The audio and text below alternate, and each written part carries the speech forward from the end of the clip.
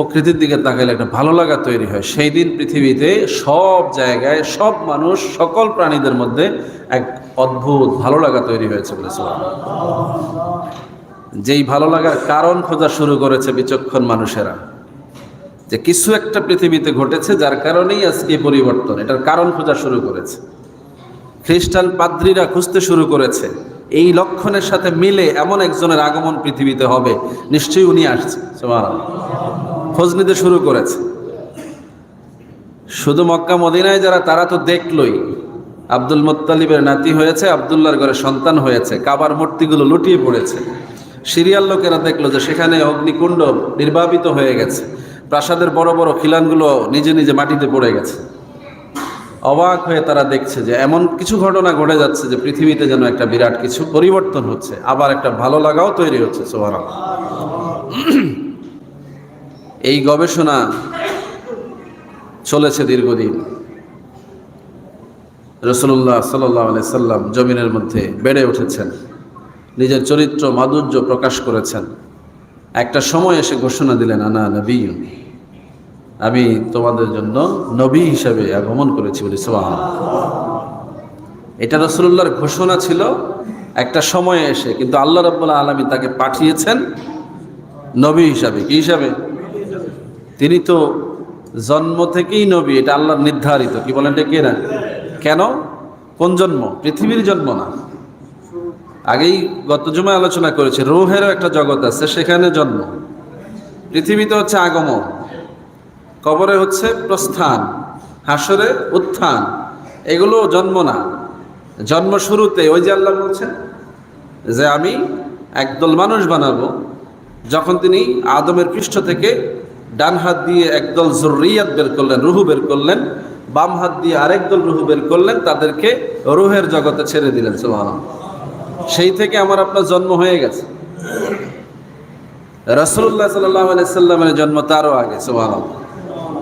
এই বিষয় ঘটনাগুলো আগেও বলেছি যে হযরত জিবরাইল আলাইহিস সালাতু ওয়াস সালাম রাসূলুল্লাহর সাথে সর্বোচ্চ বার দেখা করেছেন। সুবহানাল্লাহ। 23 বছরে প্রায় 24,000 বার এসেছেন বলে। সুবহানাল্লাহ। তো তিনি রাসূলুল্লাহর সাথে বন্ধুত্বের সম্পর্কের কারণে রাসূলের সাথে বয়স সংক্রান্ত আলোচনায় গিয়ে এটা ফুটে উঠেছে যে সবার আগে আল্লাহ রাব্বুল আলামিন আমার আপনার নবী মুহাম্মদুর রাসূলুল্লাহ সাল্লাল্লাহু আলাইহি ওয়াসাল্লামকে সৃষ্টি করেছেন। তাহলে রাসূলুল্লাহর জন্ম সৃষ্টি থেকেই তো জন্ম হয় নাকি? যখন যার মধ্যে প্রাণ সঞ্চারিত হয় সেটাই কি জীবন লাভ করে, এটা কি জন্ম বলে। তো সেই দৃষ্টিকোণ থেকে তার সৃষ্টি সবার আগে। আগমন হয়েছে পৃথিবীতে একটা সময়ে এসে, যিনি সকল নবীদের শেষে এসে পৃথিবীতে ইসলামের দাওয়াত দিয়েছেন, কোরআনের দাওয়াত দিয়েছেন, আল্লাহর চূড়ান্ত দ্বীনকে আমাদের কাছে পৌঁছায় দিয়েছেন বলে সুবহানাল্লাহ। যেটাকে আল্লাহ বলেছেন ইন্নাদ-দীনা ইনদাল্লাহিল ইসলাম, তোমাদের জন্য যে ধর্ম ইসলামটাকে আমি মনোনীত করেছি এটাই চূড়ান্ত ধর্ম।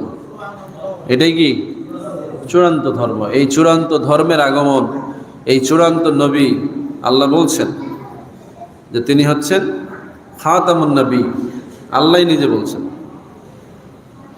মা কানা মুহাম্মাদুন আবা আহাদিম মির রিজালিকুম ওয়ালাকিন রাসূলুল্লাহি ওয়া খাতামান নবিয়্যিন, তোমাদের কাছে যিনি এসেছেন তিনি তোমাদের মতো সাধারণ কোনো পুরুষের পিতা নন।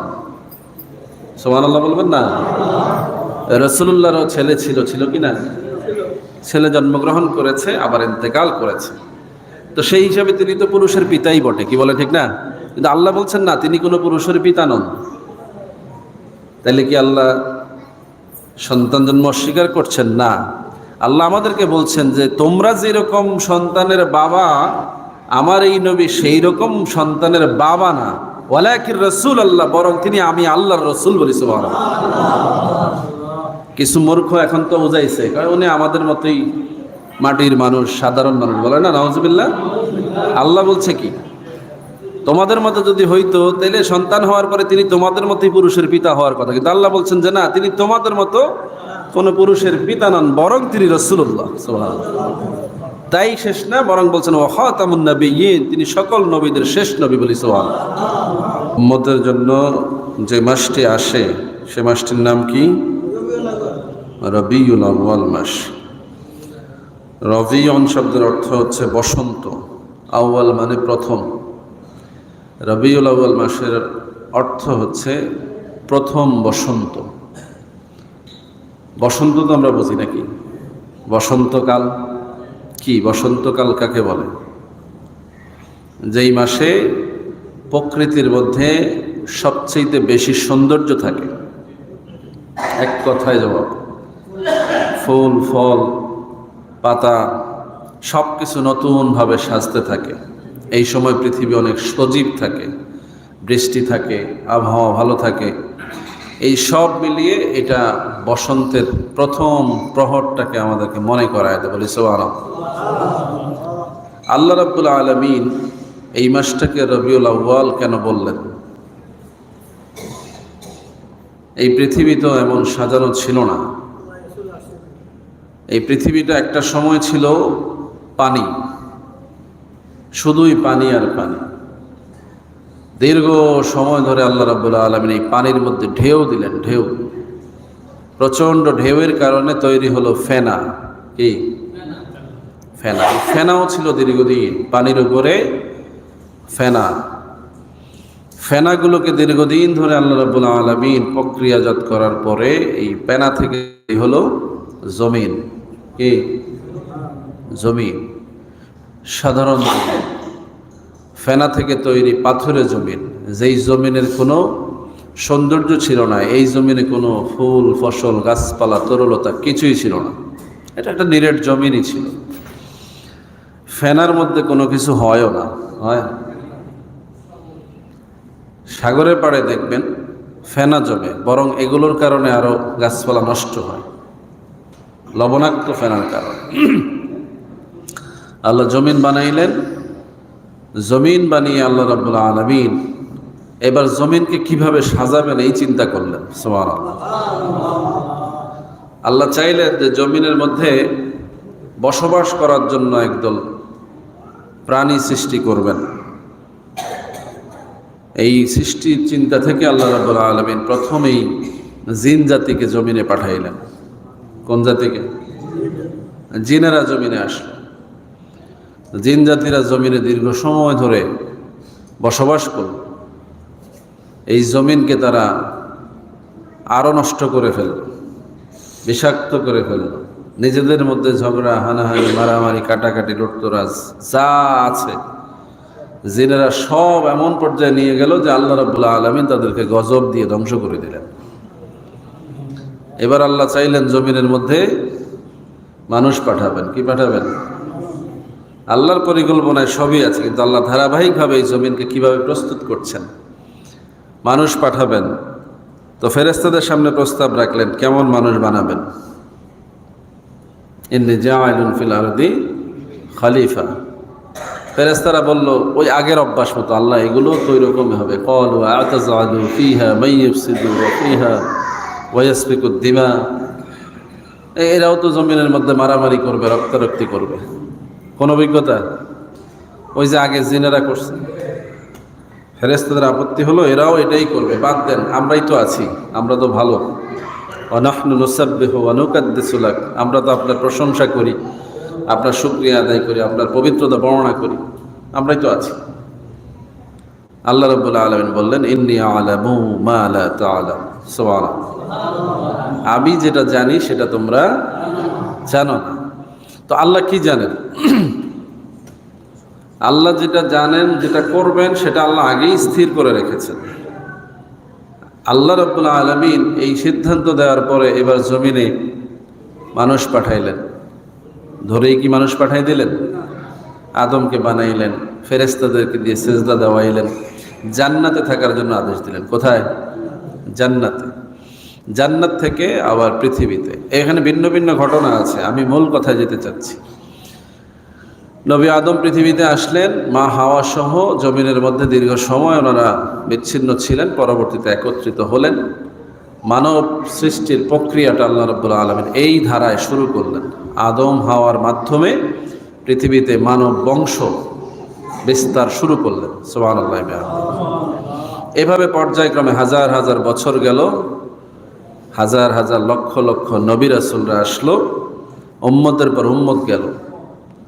জমিন আল্লাহ সাজাইলেন, সেই যে ফেনার জমিন, সেটার মধ্যে গাছপালা তরুলতা সবই দিলেন, দিছেন কিনা? পাহাড় ছিল, রিজিকের ব্যবস্থা ছিল, সব ছিল। সর্বশেষ আল্লাহ রাব্বুল আলামিন পৃথিবীতে যখন রাসূলুল্লাহ সাল্লাল্লাহু আলাইহি ওয়াসাল্লামকে পাঠাইলেন, এবার নাম দিলেন রবিউল আউয়াল।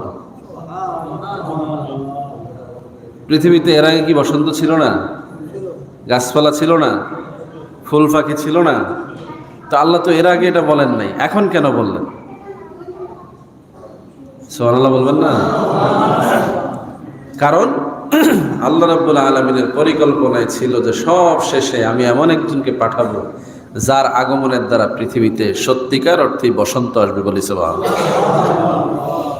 এই জন্য কোরআন এটাকে রবিউল আউয়াল নামে নামকরণ করেছে, প্রথম বসন্ত। যেই বসন্তের উদ্দেশ্য উপলক্ষ জমিন না, ফুল পাখি না, আল্লাহর সৃষ্টি না, বরং মুহাম্মদুর রাসূলুল্লাহ সাল্লাল্লাহু আলাইহি ওয়াসাল্লাম এই নবী পৃথিবীতে আগমনের কারণে পৃথিবীতে বসন্ত এসেছে বলে সুবহানাল্লাহ। এখন কেমন বসন্ত হইল এটা? বসন্ত আসে প্রকৃতিতে, জমিনে আসলেন একজন নবী, আসলেন রাসূল আসলেন, কিন্তু বসন্ত প্রকৃতিতে, নাম দেওয়া হলো রবিউল আউয়াল। তাহলে বসন্তের মধ্যে, প্রকৃতির মধ্যে বসন্ত আসার জন্য নবীর কি উপলক্ষ? সুবহানাল্লাহ বলবেন না? আল্লাহর হাবিব সাল্লাল্লাহু আলাইহি সাল্লাম বলেছেন, সাহাবা আজমাইন বলেছেন, আম্মাজান আয়েশা রাদিয়াল্লাহু তাআলা হাদিস আসছে, নবীজির আম্মা মা আমেনা রাদিয়াল্লাহু তাআলা আনহু তিনি তার জবান থেকে অনেক কথা বলেছেন। এভাবে পর্যায়ক্রমে আমরা রাসূলুল্লাহর এই জীবনের যে ফেরেশতি, যে জীবনী, যে সিরাত এবং মিলাদের যে কাহিনীগুলো আমরা শুনেছি, হাদিস দ্বারা পেয়েছি, কোরআন থেকে পেয়েছি, সেখান থেকে আমরা যা জানি তার সামারি হচ্ছে, যেই সময় রাসূলুল্লাহ সাল্লাল্লাহু আলাইহি সাল্লামকে আল্লাহ রাব্বুল আলামিন জমিনে পদার্পণ করার সময়টুকু এসেছে, সুবহে সাদিকের ওই সময়ে প্রকৃতির মধ্যে ব্যাপক আলোড়ন সৃষ্টি হয়েছে। প্রকৃতিতে আলোড়ন কেমন? সাগরের পানি দৌড়াতে শুরু করেছে, মাছগুলো দৌড়াতে শুরু করেছে এক সাগর থেকে আরেক সাগরে, ফুলেরা ফুটতে শুরু করেছে, পাতাগুলো নতুন করে গজাতে শুরু করেছে, গাছগুলো সজীব হতে শুরু করেছে, সবার মধ্যে যেন নতুনভাবে প্রাণ সঞ্চার হয়ে গেছে। সুবহানাল্লাহ। জমিনে আসলেন, প্রকৃতির মধ্যে এই যে পরিবর্তন, এটা সাধারণ বাচ্চারাও উপলব্ধি করলো যে আজকে কিছু একটা হচ্ছে, যেটার কারণে গোটা আবহাওয়ার মধ্যে তার একটা ছাপ দেখা যাচ্ছে। সুবহানাল্লাহ। আমরা অনেক সময় আমাদের দেশেও এরকম কথা বলি যে আজকে আবহাওয়া খুব সুন্দর, সকালের সূর্যটা আজকে কেমন জানি ভালো লাগতেছে, বা আজকের বাতাসটা খুব মৃদু মন্দ, বলি না আমরা অনেক সময়? প্রকৃতির দিকে তাকাইলে একটা ভালো লাগা তৈরি হয়। সেই দিন পৃথিবীতে সব জায়গায়, সব মানুষ, সকল প্রাণীদের মধ্যে এক অদ্ভুত ভালো লাগা তৈরি হয়েছে বলে সুবহানাল্লাহ। যেই ভালো লাগার কারণ খোঁজা শুরু করেছে বিচক্ষণ মানুষেরা, যে কিছু একটা পৃথিবীতে ঘটেছে যার কারণেই আজকে পরিবর্তন, এটার কারণ খোঁজা শুরু করেছে। খ্রিস্টান পাদ্রীরা খুঁজতে শুরু করেছে, এই লক্ষণের সাথে মিলে এমন একজনের আগমন পৃথিবীতে হবে, নিশ্চয়ই উনি আসছে। সুবহানাল্লাহ। খোঁজ নিতে শুরু করেছে। শুধু মক্কা মদিনায় যারা, তারা তো দেখলই, আব্দুল মুত্তালিবের নাতি হয়েছে, আব্দুল্লাহর ঘরে সন্তান হয়েছে, কাবার মূর্তিগুলো লুটিয়ে পড়েছে। সিরিয়ার লোকেরা দেখলো যে সেখানে অগ্নিকুণ্ড নির্বাপিত হয়ে গেছে, প্রাসাদের বড় বড় খিলানগুলো নিজে নিজে মাটিতে পড়ে গেছে। অবাক হয়ে তারা দেখছে যে এমন কিছু ঘটনা ঘটে যাচ্ছে যে পৃথিবীতে যেন একটা বিরাট কিছু পরিবর্তন হচ্ছে, আবার একটা ভালো লাগাও তৈরি হচ্ছে। সুবহানাল্লাহ। এই গবেষণা চলেছে দীর্ঘদিন। রাসূলুল্লাহ সাল্লাল্লাহু আলাইহি সাল্লাম জমিনের মধ্যে বেড়ে উঠেছেন, নিজের চরিত্র মাধুর্য প্রকাশ করেছেন। একটা সময় এসে ঘোষণা দিলেন, আনা নবিয়্যুন, আমি তোমাদের জন্য নবী হিসেবে আগমন করেছি বলে সুবহানাল্লাহ। এটা রাসূলুল্লাহর ঘোষণা ছিল একটা সময়ে এসে, কিন্তু আল্লাহ রাব্বুল আলামিন তাকে পাঠিয়েছেন নবী হিসাবে। কি হিসাবে? তিনি তো জন্ম থেকেই নবী, এটা আল্লাহর নির্ধারিত। কি বলেন এটা? কে না? কেন? কোন জন্ম? পৃথিবীর জন্ম না। আগেই গত জুমায় আলোচনা করেছে, রূহেরও একটা জগৎ আছে, সেখানে জন্ম। পৃথিবীতে হচ্ছে আগমন, কবরে হচ্ছে প্রস্থান, হাসরে উত্থান, এগুলো জন্ম না। জন্ম শুরুতে ওই যে আল্লাহ বলছেন যে আমি একদল মানুষ বানাবো, যখন তিনি আদমের পৃষ্ঠ থেকে ডান হাত দিয়ে একদল যুররিয়াত বের করলেন, রুহু বের করলেন, বাম হাত দিয়ে আরেকদল রুহু বের করলেন, তাদেরকে রুহের জগতে ছেড়ে দিলেন। সুবহানাল্লাহ। সেই থেকে আমার আপনার জন্ম হয়ে গেছে। রাসূলুল্লাহ সাল্লাল্লাহু আলাইহি সাল্লামের জন্ম তারও আগে। সুবহানাল্লাহ। এই বিষয় ঘটনাগুলো আগেও বলেছি যে হযরত জিবরাইল আলাইহিস সালাতু ওয়াস সালাম রাসূলুল্লাহর সাথে সর্বোচ্চ বার দেখা করেছেন। সুবহানাল্লাহ। 23 বছরে প্রায় 24,000 বার এসেছেন বলে। সুবহানাল্লাহ। তো তিনি রাসূলুল্লাহর সাথে বন্ধুত্বের সম্পর্কের কারণে রাসূলের সাথে বয়স সংক্রান্ত আলোচনায় গিয়ে এটা ফুটে উঠেছে যে সবার আগে আল্লাহ রাব্বুল আলামিন আমার আপনার নবী মুহাম্মদুর রাসূলুল্লাহ সাল্লাল্লাহু আলাইহি ওয়াসাল্লামকে সৃষ্টি করেছেন। তাইলে রাসূলুল্লাহর জন্ম সৃষ্টি থেকেই তো জন্ম হয় নাকি? যখন যার মধ্যে প্রাণ সঞ্চারিত হয় সেটাই কি জীবন লাভ করে, এটা কি জন্ম বলে। তো সেই দৃষ্টিকোণ থেকে তার সৃষ্টি সবার আগে। আগমন হয়েছে পৃথিবীতে একটা সময়ে এসে, যিনি সকল নবীদের শেষে এসে পৃথিবীতে ইসলামের দাওয়াত দিয়েছেন, কোরআনের দাওয়াত দিয়েছেন, আল্লাহর চূড়ান্ত দ্বীনকে আমাদের কাছে পৌঁছায় দিয়েছেন বলে। সুবহানাল্লাহ। যেটাকে আল্লাহ বলেছেন ইন্নাদ-দীনা ইনদাল্লাহিল ইসলাম, তোমাদের জন্য যে ধর্ম ইসলামটাকে আমি মনোনীত করেছি এটাই চূড়ান্ত ধর্ম। এটাই কি চূড়ান্ত ধর্ম। এই চূড়ান্ত ধর্মের আগমন, এই চূড়ান্ত নবী, আল্লাহ বলছেন যে তিনি হচ্ছেন খাতামুন নবী। আল্লাহ নিজে বলছেন মা কানা মুহাম্মাদুন আবা আহাদিম মির রিজালিকুম ওয়ালাকিন রাসূলুল্লাহি ওয়া খাতামান নবিয়্যিন, তোমাদের কাছে যিনি এসেছেন তিনি তোমাদের মতো সাধারণ কোনো পুরুষের পিতা নন। সুবহানাল্লাহ বলবেন না? রাসূলুল্লাহরও ছেলে ছিল কি না? ছেলে জন্মগ্রহণ করেছে, আবার ইন্তেকাল করেছে। তো সেই হিসাবে তিনি তো পুরুষের পিতাই বটে, কি বলে ঠিক না? কিন্তু আল্লাহ বলছেন না, তিনি কোনো পুরুষের পিতা নন।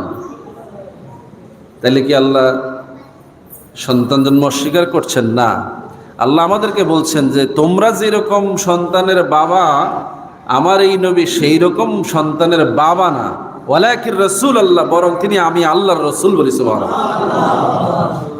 কিছু মূর্খ এখন তো বুঝাইছে, কারণ উনি আমাদের মতোই মাটির মানুষ, সাধারণ মানুষ, বলে না, নাউজুবিল্লাহ।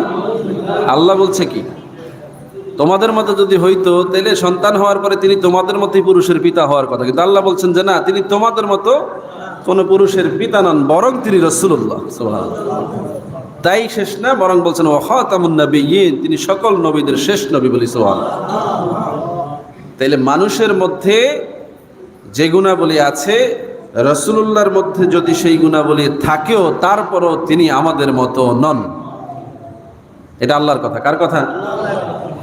তো জবানকে আমাদের নিয়ন্ত্রণ করার জন্য যে ফর্মুলা আল্লাহ রাব্বুল আলামিন দিয়েছেন, ওই জবানের নিয়ন্ত্রণের প্রসঙ্গে কথা বলতে গিয়ে আমি এই প্রসঙ্গটা আনলাম যে আমাদের জবানকে ব্যবহার করার ক্ষেত্রে সর্বোচ্চ সতর্কতা অবলম্বন করতে হবে কোন জায়গায়? এই জায়গায় রাসূলুল্লাহর ব্যাপারে কথা বলতে গেলে আমাদেরকে সবচাইতে বেশি সতর্ক হতে হবে, কারণ এটা সবচাইতে ইনোসেন্ট সুন্দর জায়গা, এবং এই জায়গায় কথা বলতে হলে সবচাইতে সতর্ক থাকতে হবে। এটা সবচেয়ে বড় বিপদেরও জায়গা, কি বলেন ঠিক কিনা? কারণ রাসূলুল্লাহর ব্যাপারে আল্লাহ যা বলছেন সেটাই সত্য, আপনি আমি যা বলবো এগুলো সত্য না। সুতরাং এই ব্যাপারে আমাদেরকে জবান নিয়ন্ত্রণ করতে হবে কিনা? রাসূলুল্লাহ বলছেন যদি তোমরা জবানের নিরাপত্তা দিতে পারো, জবানের হেফাজত করতে পারো, যদি তোমাদের জবানকে তোমরা কন্ট্রোলে রাখতে পারো, এই সাথে আরো একটা ওয়াদা যদি তোমরা আমাকে দিতে পারো, তাইলে আমি তোমাদেরকে জান্নাতের ওয়াদা দিচ্ছি বলেছেন। এই দুইটা কি? দুইটা জায়গার কথা রাসূলুল্লাহ উল্লেখ করেছেন। এক হচ্ছে দুই সোয়ালের মধ্যবর্তী জায়গা, যেটাকে বলা হয়েছে মা বাইনা লিহিয়াইহি, দুই সোয়ালের মাঝখানে যেই যন্ত্র আছে এটাকে যেই বা বলে, এটাকে নিয়ন্ত্রণ করবা। এবং রাসূলুল্লাহ বলছেন ওয়ামা বাইনা রিজলাইহি, তোমাদের দুই পায়ের মাঝখানে যেটা আছে ওইটা, এই দুইটাকে যদি তোমরা জিম্মেদারির সহিত নিয়ন্ত্রণ করতে পারো, আদমানালাহুল জান্নাহ, আমি নবী তোমাদের জান্নাতের জিম্মা নিব বলি। সুবহানাল্লাহ। তাহলে জান্নাতের জিম্মাদার কে? বড় বিষয়। আমাদের কমন সেন্স হলো সবকিছুর মালিক আল্লাহ, সবকিছু বানিয়েছেন আল্লাহ, সবকিছুর খালেক আল্লাহ, কিন্তু মালিকানা আল্লাহ রাব্বুল আলামিন আল্লাহর মনোনীতদের মধ্যে বন্টন করেছেন। সুবহানাল্লাহ। ঠিক না?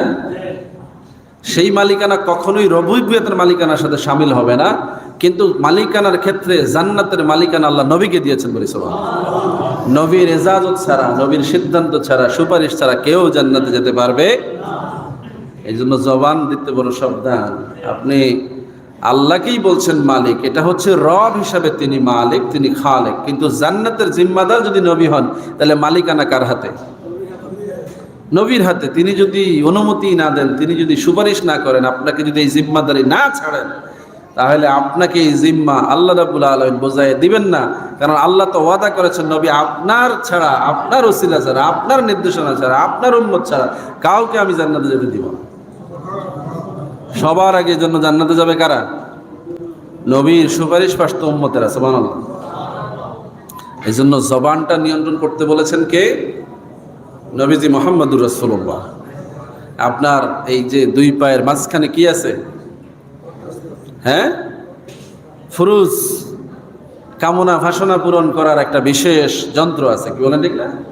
এটাকে এক এক জায়গায় এক এক নামে নামকরণ করা হয়, কিন্তু আল্লাহ রসুল বলেছেন খুব ভদ্র ভাষায়, দুই পায়ের মাঝখানে আর দুই চোয়ালের মাঝখানে, দুইটাই সেন্সিটিভ। এই দুইটার নাম নিতেও রসুল এখানে কিছুটা ভিন্ন তরিকা গ্রহণ করেছেন। হাতকে হাত বলেছেন, পাকে পা বলেছেন, কিন্তু জিহ্বাকে জিহ্বা বলেন নাই। ফুরুজকে তিনি আপনি আমি যেই নামে ডাকি এই নামে বলেন নাই। কি বলতে চেয়েছেন? জিম্মেদারি দিবা, যদি জিম্মা নাও হয় জান্নাত নয় জাহান্নাম। তার মানে জিহ্বা এবং এই পুরুষ অঙ্গ এই দুইটার সাথে জড়িত জান্নাত এবং জাহান্নামের সম্পর্ক। কি বলেন ঠিক না? ভয়ঙ্কর জায়গা। এই জিহ্বা থেকেই জান্নাত, এই জিহ্বা থেকেই জাহান্নাম। এই আপনার যে ফুরুজ, গোপন অঙ্গ, এটার মধ্যেই জান্নাত, এটার মধ্যেই জাহান্নাম। কত বড় বিরাট কথা, কি বলেন ঠিক না? মুসলমান এই জায়গায় ধরা, কাফের মুশরিকরাও এই জায়গায় ধরা। জবানের ভুল স্বীকৃতির কারণে ঈমান হয় না। জবানে যদি সঠিক স্বীকৃতি দেওয়া যায় ঈমান হয়। কেউ যদি বলে লা ইলাহা ইল্লাল্লাহ মুহাম্মাদুর রাসূলুল্লাহ, তাইলে ঈমান হয়। আর যদি কেউ বলে লা ইলাহা ইল্লাল্লাহ মুসা কালিমুল্লাহ, এই যুগে সেটা ঈমান হয় না। নবী মুসার যুগে হইতো, কিন্তু এই যুগে এটা আর ঈমান হয় না। কথা বুঝতেছেন নি? এই যুগে যদি কেউ বলে লা ইলাহা ইল্লাল্লাহ ঈসা রূহুল্লাহ, ঈমান হবে না। কিন্তু ঈসা নবীর যুগে এটা কি ছিল? কালেমা। এটা বললে ঈমান হইতো। সুবহানাল্লাহ। এখন যদি কেউ বাইবেল পড়ে তাইলে কোনো তেলাওয়াতের সওয়াব পাবে না। এখন যদি কেউ ইনজিল পড়ে তাহলে তেলাওয়াতের সওয়াব পাবে না, কারণ কোরআন আসার কারণে ওগুলো স্থগিত হয়ে গেছে। এখন কোরআন পড়লে সওয়াব হবে। সুবহানাল্লাহ। তাহলে এই বরকতময় বিষয়গুলো কার কারণে সংগঠিত হলো? নবী মুহাম্মদুর রাসূলুল্লাহ সাল্লাল্লাহু আলাইহি সাল্লামের আগমনের কারণে। কোথায় আগমন? পৃথিবীর জমিনে আগমন করার কারণে এত নিয়ামত, যা বললাম এতক্ষণ। প্রকৃতিতে নিয়ামত, ধর্মের মধ্যে নিয়ামত, মানুষের জীবন জিন্দেগির মধ্যে নিয়ামত, মানুষের অঙ্গ প্রত্যঙ্গের সাথে নিয়ামত যুক্ত হয়ে গেল। সুবহানাল্লাহ। এই জন্য আল্লাহ বলছেন ওয়া মা আরসালনাকা ইল্লা রাহমাতাল লিল আলামিন। আমি আপনাকে সাধারণ কেউ বানিয়ে পাঠাই না, বরং আপনাকে আমি রহমত বানিয়ে দিয়েছি। সুবহানাল্লাহ। শুধু মানুষের জন্য না, সমস্ত মাখলুকাতের জন্য। যেটা নবীর পৃথিবীতে আগমনের সাথে সাথেই প্রমাণ হয়েছে যে তিনি রহমত আকারে পৃথিবীতে এসেছেন। বলে সুবহানাল্লাহ। তাহলে এই রহমতের নবী পেয়ে আমরা খুশি না বেজার? জোরে বলেন, কেমন খুশি? কেমন খুশি? রাসূল বলে দিয়েছেন, আমার বলার দরকার নাই তো। লা ইউ'মিনুকুম হাত্তা আন আকুনা হাব্বা ইলাইহি মিন ওয়ালাদিহি ওয়া ওয়ালিদিহি ওয়ান নাসি আজমাইন। এমন খুশি যা খুশি তোমার সন্তান দিতে পারে না, যা খুশি তোমার বাবা মা দিতে পারে না, যা খুশি তোমাকে সারা পৃথিবীর কেউ দিতে পারে না, তার চাইতে বেশি খুশি। সুবহানাল্লাহ। আবার শর্ত লাগাই দিছে, খুশি হইলে ঈমান হবে, না হইলে ঈমান হবে না। সুবহানাল্লাহ বলবেন না? আমাদের দেশে তো এখন এই খুশি হওয়া নিয়ে ঝগড়া। একদল খুশি হইলে বেজার হয়, আর একদল খুশি না হইলে বেজার হয়। কি কোন ঠিক না? অথচ খুশির নাম ঈমান। আপনি যদি বলেন হুজুর এটা আবার কইবেন, আমি তো হাদিস বলতেছি। আহাব্বুন শব্দের অর্থ আপনি কি করবেন? মহাব্বত, ভালোবাসা। তো ভালোবাসার মধ্যে কি আছে? আনন্দ না রাগ? ভালোবাসার মধ্যে কি? ভালোবাসা মানেই খুশি, ভালোবাসা মানেই আনন্দ, ভালোবাসা মানেই উৎসব, ভালোবাসা মানেই কি? অন্য সব কিছুর চাইতে এটা ব্যতিক্রম। কি বলেন ঠিক না? তো এই ভালোবাসার নাম ঈমান। ভালোবাসার নাম কি? ঈমান। এখন ভালোবাসা প্রকাশ করতে গিয়ে আপনি যদি বাড়াবাড়ি করেন, বেশরিয়তি কাজ করেন, অন্যায় করেন, তাইলে তো আর সেটা ভালোবাসা থাকে না। থাকে? ওগুলোর ভিন্ন ভিন্ন রূপ আছে। স্বামী স্ত্রী একত্রিত হইলে ভালোবাসা হয়, এটার বিনিময়ে যে সন্তান আসে সেটাকে সন্তান বলে, তাই না? আর একইভাবে পুরুষ আর নারীতে মেলামেশা করলে যে সন্তান হয়, এটাকে কি বলে? ওটাকে আর সন্তান বলে না। ছেলে মেয়ে বিবাহ হলে এটাকে বিবাহ বলে। দুইজন একত্রিত হয়ে একটা সম্পর্ক হলে, আকদ হলে, ইজাব কবুল হলে এটাকে বিবাহ বলে। কিন্তু ছেলে মেয়ে দুইটা যদি ফারকে গিয়ে একত্রিত হয়, সেটাকে কি আর বিবাহ বলে? তাহলে বুঝতে হবে যে এখানে মহাব্বত বলতে রাসূলুল্লাহর সাথে মহাব্বত প্রকাশের বিষয়টা বৈধই হতে হবে। কি বলে, ঠিক না? অবৈধ কোনো পদ্ধতিতে প্রকাশ করলে সেটা মহাব্বত হবে না, বৈধ পদ্ধতিতে। এখন বৈধ পদ্ধতির মধ্যে আপনি কোনটা কোনটা অবৈধ দেখতেছেন সেটা আপনি বলতে পারেন যে হ্যাঁ, এটা ভালোবাসা প্রকাশ করার অবৈধ পদ্ধতি, এটা ভালোবাসা প্রকাশ করার অবৈধ পদ্ধতি, এটা শরীয়ত কাভার করে না। এরকম যদি কোনো বিষয় আপনার দৃষ্টিতে পড়ে, তাইলে আপনি এই রবিউল আউয়াল মাসে বলতে পারবেন যে নবীর আগমনের খুশিতে এটা করা যাবে না। কি বলেন, ঠিক না? কিন্তু যদি এরকম অবৈধ কোনো বিষয় না হয়, তাইলে আপনি জবানে তালা দিবেন, জবান হেফাজত করবেন, কারণ এই জবানের সাথে রাসূলুল্লাহর হাতে আপনার জান্নাতের জিম্মাদারি আছে না নাই? বেফাস কথা বলে আপনি নবীর মহাব্বতে বাধা দিবেন, নবী এটা বরদাস্ত করবে? এটা ঈমানের পথে বাধা। কিসের পথে বাধা? নবীর প্রতি মহাব্বত প্রকাশ করাটা ঈমান। সুতরাং এই ঈমান প্রকাশ করতে গিয়ে আপনি তখন হাদিস নিয়ে আসবেন, মান আহাব্বা সুন্নতি ও মান আহাব্বানি কানা মাই ফিল জান্নাহ, যে আমার সুন্নতকে ভালোবাসে সে আমাকে ভালোবাসলো, সে আমার সাথে জান্নাতি হবে। তাহলে নবীর সুন্নত পালন করাই ভালোবাসা, এটা বলবেন? আমি একমত না। সুন্নত কখন হয়? যখন ঈমান থাকে। ঈমানদার যদি কোনো কাজ করে সেটা কি হয়? সুন্নত হয়। যেমন দাড়ি আপনি রাখছেন মুসলমান, আপনার জন্য সুন্নত। দাড়ি হিন্দু রাখছে, তার জন্য কি সুন্নত? আপনি টুপি পরেছেন, আপনি মুসলমান, এজন্য টুপি পরা সুন্নত। কাফের পরে, এটা কি সুন্নত? এই জন্য একইভাবে আপনি রাসূলুল্লাহর প্রতি মহাব্বত প্রকাশ করে সুন্নতের আমল করবেন কখন? যখন ঈমান থাকবে। তো ঈমান তো বলছে মহাব্বত। ঈমান কি? কথা বোঝেন নাই আমার? তাহলে সুন্নতের আগে নবীর প্রতি মহাব্বত, এটাই হচ্ছে আমল। এটার কোনো নির্দিষ্ট কোনো সংজ্ঞা নাই। নবীর সাহাবীরা মহাব্বত প্রকাশ করতেন কিভাবে? জীবন দিতেন নবীর জন্য। জীবন দেওয়া কি সুন্নত? কেউ কারোর জন্য মরে যাওয়া, এটা কি কোনো আমল? হ্যাঁ, কিন্তু নবীর জন্য জীবন দেওয়া ছিল সুন্নত, এটা ছিল ওয়াজিব, এটা ছিল শহীদের মর্যাদা। সুবহানাল্লাহ। নবীর নিরাপত্তার জন্য সাহাবীরা নিজেদের সম্পদ দিয়ে দিতেন, এগুলো ছিল সুন্নত। নবীকে দেখলে তারা খুশি হতেন, চেহারার দিকে তাকায় থাকতেন, এটা ছিল সুন্নত, মহাব্বতের কারণ। কিন্তু আপনি যদি আমার দিকে নাও তাকান, কোনো গুনাহ হবে? হ্যাঁ, কিন্তু নবীকে সামনে পেয়ে যদি নবীর দিকে কেউ নজর না দিতে, বেয়াদবি হয়েছে। নবীর চেহারার দিকে যদি কাফেরও নজর দিয়েছে, হেদায়েত হয়েছে।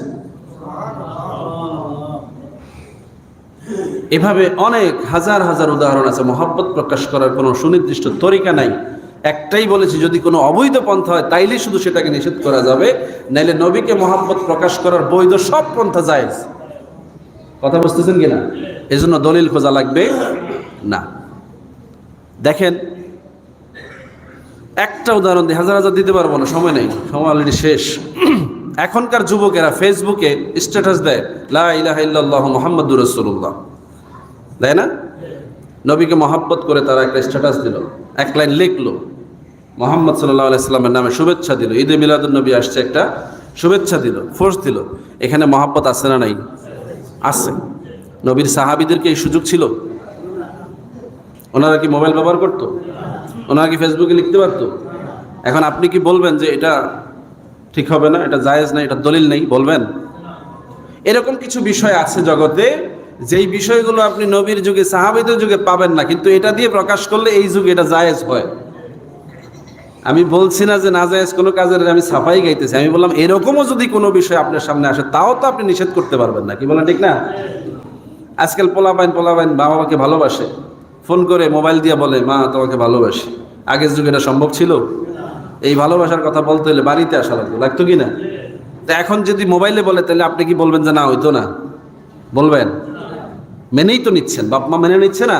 তো এই মহাব্বত মেনে নিতে পারলে আপনি এই যুগে যদি আমাকে কেউ অনলাইনে শুভেচ্ছা দেয়, নবীকে শুভেচ্ছা জানায়, টিভিতে মিডিয়াতে প্রচার করে, অথবা মাইকে প্রচার করে, অথবা রাস্তায় স্লোগান দেয়, অথবা মিছিল করে, গেট লাগায়, ব্যানার লাগায়, ফেস্টুন লাগায়, আপনার খারাপ লাগার কারণ তো দেখি না। কি কোনো কারণ আছে? এই যুগের জন্য তো এটাই ছিল পদ্ধতি। কিন্তু এখানে মহাব্বতটা আছে না নাই? আছে। এজন্য রবিউল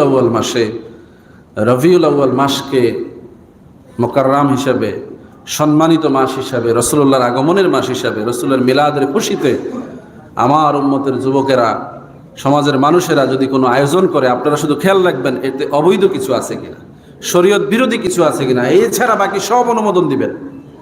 রাজি ছিলেন ইনশাল্লাহ? বোঝেন নাই বোধহয়? শরীয়ত সম্মত, শরীয়ত বিরোধী হয় না এমন কোন পন্থায় যদি সে নবীর প্রতি মহাব্বত প্রকাশ করতে চায়, রাজি হয়ে যাবেন। এটা ঈমানের প্রশ্ন। কিসের প্রশ্ন? ঈমানের প্রশ্ন। এই জন্য সমাজে আমরা অনেক বিষয় চুপ থাকি। অনেকে বলে যে হুজুররা ওই লগে আছে, হুজুররা ওই লগে আছে, আমরা আসি মানে। রবিউল আউয়াল মাস আসলে আল্লাহ রাব্বুল আলামিন এটার নাম দিচ্ছেন, এটা প্রথম বসন্ত। সারা বছর বাকি নামগুলো ভিন্ন ভিন্ন না? 12টা মাসের নাম আছে না? তো আল্লাহ যদি বলতেন যে না রবিউল আউয়াল মাস 1 মাস হবে কেন, 12 মাস হোক, অসুবিধা ছিল? হ্যাঁ। এখন আমাদের দেশে কিছু মানুষ বলে হেরা খালি রবিউল আউয়াল মাসই রবিউল আউয়াল মাস কয়, আর বাকি 11 মাস কি আরে? তা আমার প্রশ্ন, তাহলে বাকি 11 মাসের নাম আল্লাহ রবিউল আউয়াল দিলেন না কেন? এটা যে খালি 12 মাস করতে হবে বিষয়টা এরকম না। 12 মাসই নবীর প্রতি মহাব্বত অন্তরে আছে, কিন্তু 1 মাস যদি বেশি প্রকাশ করি এটাতে কোনো সমস্যা নাই। আল্লাহই খাস করেছেন, রবিউল আউয়াল মাসকে খাস করেছেন, রমজানকে খাস করেছেন, হজের মাসকে খাস করেছেন। যেটা যখন আসে সেটাকে খাসভাবে উদযাপন করে, এটা আল্লাহ রাব্বুল আলামিনের পক্ষ থেকে নির্দেশনা। কি বলেন ঠিক কিনা? এই জন্য এই মাসে ব্যাপক আয়োজন দেখলে যাদের অসুবিধা লাগে তাদেরকে জবানে তালা দিতে বলবেন যে রাসূলুল্লাহর হাদিস, তুমি এই বিষয়ে কথা বলো না, এটা সেনসিটিভ জায়গা, এই জায়গায় তুমি মন্তব্য করতে যাও না, চুপ থাকো। যদি কেউ অপরাধী হয় তার অপরাধের জিম্মা সে নিজে নেবে, অথবা তাকে গিয়া গোপনে প্রসঙ্গে বলো যে ভাই তোমার এই কাজটা শরীয়তের বিরুদ্ধে যাচ্ছে, এটা করা যাবে না। কিন্তু তুমি বিনা দলিলে, বিনা বাধায় উস্কানিমূলক কথাবার্তা বলে রবিউল আউয়াল মাসকে প্রশ্নবিদ্ধ করো। এই মাসটা আসলেই তোমার যত ধরনের বাজে স্ট্যাটাস শুরু হয়ে যায়, আর বাকি 11 মাস তো তোমাকে পাওয়া যায় না। কি বলে ঠিক না? আমাদেরকে যেমন তুমি খুঁজে পাও না বলো, তো তোমারও তো বাকি 11 মাস এই বিষয়ে লিখতে দেখি না, এখন লেখো কেন?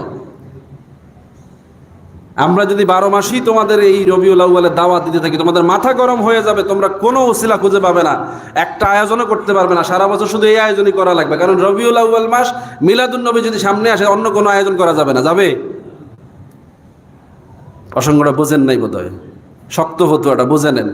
ধরেন এই বাজারে বছরে 10টা মাহফিল হয়, ধরেন এখন 10টা মাহফিল 10 ব্যানারে 10 নামে হইতে পারে, 10 জন আয়োজক হইতে পারে, কিন্তু প্রত্যেকবারই আমি যদি বলি যে না মিলাদুন নবী হবে, কি হবে বলেন? আমি যদি বলি যে না 10টাই মিলাদুন নবীর নামে হইতে হবে, মানতে হবে, কারণ এটা নবীর শানের খেলা, আপনি যাইতে পারবেন না। কিন্তু এই বাড়াবাড়ি তো আমরা করছি না। সারা বছর বিভিন্নভাবে বিভিন্ন আয়োজনে আপনারা খেদমত করছেন। রবিউল আউয়াল মাস আসলে এই মাসে শুধু রবিউল আউয়ালের সম্মানে, রাসূলের মিলাদের সম্মানে মিলাদুন নবীর প্রাসঙ্গিক আয়োজনই করতে হবে। কি বলেন ঠিক কিনা? এটাই উম্মার ইজমা হওয়া দরকার, সকল উম্মতের এটাই দায়িত্ব হওয়া দরকার। সব ঘরানায় সকল মতের আলেম ওলামার এই মতে একমত হওয়া দরকার যে না, যেহেতু এটা বিশেষ মাস, এই মাসের মর্যাদা আল্লাহ রাব্বুল আলামিন দিয়েছেন, এই মাসে আমরা এমন নিয়ামত পেয়েছি, রহমত পেয়েছি, এই মাসে এই প্রসঙ্গে সবাই আয়োজন করবো। কেন এত হিংসা আপনার? মিলাদুন নবী লিখলে আপনার শান চলে যায়, মিলাদুন নবী লিখলে আরেকজনের শান বেড়ে যায়, এই ফতুয়া কোত্থেকে আসে? রাসূলুল্লাহর আগমন, মিলাদ, এটাকে আপনি অস্বীকার করবেন কিভাবে? আল্লাহ রাব্বুল আলামিন আমাদেরকে বোঝার তৌফিক দান করুন, সকলে বলে আমিন। তো আগামীকাল থেকে রবিউল আউয়াল মাস শুরু হচ্ছে, রাসূলুল্লাহর মিলাদের মাস। এই প্রসঙ্গে কথাটা বললাম। আগামী জুমায় আমি আপনাদেরকে দলিল হাদিস সহকারে আলোচনা করব যে রাসূলুল্লাহর মিলাদের ওই রাত্রির মর্যাদা কত বড়। আপনি তো শান খুঁজে পান না, শুধু রাসূলুল্লাহর জন্মের ওই রাত্রটা, ওই দিনের মর্যাদা কোরআন হাদিসে কিভাবে আসছে, আপনি সেটা দেখলে অবাক হয়ে যাবেন যে এর চাইতে বড় কোনো উপলক্ষ আর হতে পারে না। সুবহানাল্লাহ বলবেন না? নারায়ে তাকবীর, নারায়ে রিসালাত, সাল্লাল্লাহু আলাইহি ওয়াসাল্লাম। এই মাসে বেশি বেশি নারায়ে রিসালাত আর তাকবীর দিবেন। শরম, ডর, ভয় এগুলো ত্যাগ করেন। নবীর মহাব্বতে পাগল হয়ে যাবে উম্মত, অসুবিধা কোথায়? কোন হুজুরে কি মনে করলো এগুলো চিন্তা করার দরকার নেই। এই 1 মাস পাগলামি করেন, নবীর মহাব্বতে নবীর শানে যা করা দরকার করেন, অসুবিধা নেই। আল্লাহ রসুল আপনার জিম্মাদার, কি বলেন ঠিক না? তাকে খুশি করতে পারলে আর কে আমাকে আটকে রাখবে? মরে গেলেও তো আমার জান্নাত হাজির, কি বলেন ঠিক না? এই জন্য এই মাসকে সর্বোচ্চ কদর করবো ইনশাল্লাহ। আমরা দোকানপাটে, ব্যবসা বাণিজ্যে, বাজারে, ঘাটে, হাটে সব জায়গায় নমুনা লাগাবেন। আমার কথাকে অন্যভাবে নিয়েন না।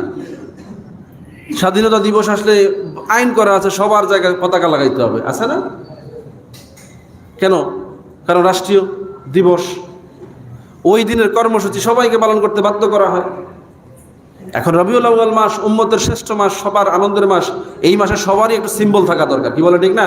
দেখে যাতে বোঝা যায় যে হ্যাঁ একটা বিশেষ মাস চলতেছে, যেই মাসটা আমাদের কাছে প্রিয়, কি বলেন ঠিক না? একটা কালেমার পতাকা লাগাই দেন, অসুবিধা কি? একটা চাঁদ অর্ধচন্দ্র লাগাই দেন, বুকে একটা বেশ ধরেন, অসুবিধা কি? আপনাকে বাধা দেয় কি? আপনি তো অন্যান্য নেমপ্লেট লাগান, তো আইডি কার্ড লাগান, এটা লাগান, সেটা লাগান, হ্যাঁ বিভিন্ন ধরনের সিম্বল তো আপনি ইউজ করেন। আপনার প্রত্যেকটা প্রতিষ্ঠানে একটা সিম্বল আছে না, লোগো আছে না? আপনি তো ব্যবহার করেন, সিল ব্যবহার করেন, সবই তো করেন। তো রবিউল আউয়ালে যদি আমার ছেলেরা, আমার ভাইয়েরা, বাবারা যদি কিছু ব্যবহার করে, আপনার তো খুশি হওয়া উচিত, কি বলা ঠিক না?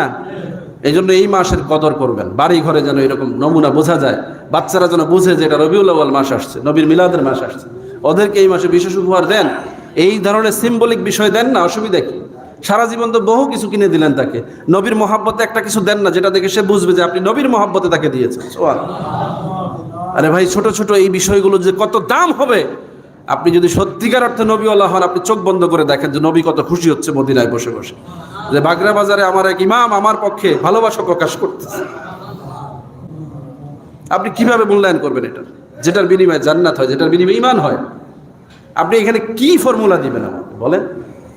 সন্তানকে খুশি করার জন্য সারা বছর কত নমুনা আমরা ব্যবহার করতেছি, বাবাকে খুশি করার জন্য, স্ত্রীকে খুশি করার জন্য বিভিন্নভাবে কত রকমের নতুন নতুন পদ্ধতি ক্রিয়েট করতেছি। আর নবীকে খুশি করার জন্য, নবীর আগমনের মাসকে সাজানোর জন্য আমাদের কোনো প্ল্যান থাকবে না, কি বলেন? এটা কি হয়? এই জন্য মসজিদ কমিটির খেদমত দরকার, যে এই মাসে একটু বিশেষ সেবা দিব, মসজিদকে ভিন্নভাবে সাজাবো। অসুবিধা আছে কোনো? রমজান মাস আসলে যেমন প্রস্তুতি আছে, রবিউল আউয়াল মাসেও প্রস্তুতি থাকা দরকার, আছে না নাই? এগুলো আমার হৃদয়ের কথা, মানা না মানা সেটা আপনাদের এখতিয়ার। আল্লাহ আমাদের সবাইকে কবুল করুক, সকলে বলি আমিন। ওয়া মা আলাইনা ইল্লাল বালাগ। আসসালামু আলাইকুম ওয়া রাহমাতুল্লাহ। যারা সুন্নত পড়ে না, সুন্নত পড়ে না।